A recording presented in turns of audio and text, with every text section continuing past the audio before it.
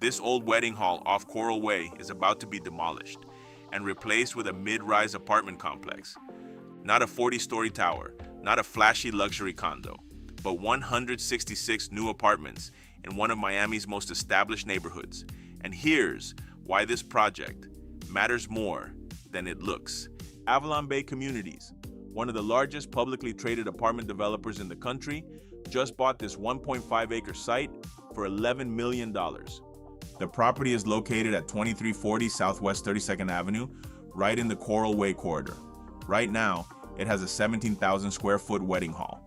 Their plan is an 8-story apartment building under their Conso brand. Here are the numbers.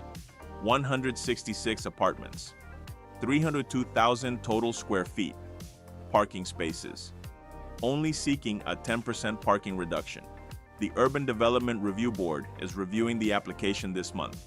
If approved, construction permits could be secured this year. Now here's where it gets interesting. This isn't just a boxy mid-rise dropped into a neighborhood. The building actually scales down to 3 stories on the west side, where it meets single-family homes. That section includes walk-up townhouses and landscaped garden space. It's a design move to soften the impact and make it compatible with Coral Way's existing character. Here's the unit breakdown: 21 studios, 75 one-bedrooms, 39 two-bedrooms, 23 loft-style townhouses. Sizes range from 542 square feet to over 1,800 square feet. There's a 4th-floor pool deck, but not a massive interior amenity package. This is not ultra-luxury. It's efficient, market-rate infill housing. Coral Way is one of Miami's most strategically located corridors. You're minutes from Coral Gables, Brickell, downtown, and Coconut Grove. It's central, connected, and already built out, which means the only way to add housing here is through redevelopment. We're seeing more of this across Miami. Closed retail, old event spaces, aging commercial properties, replaced with mid-rise apartments, not skyscrapers, but steady, controlled density.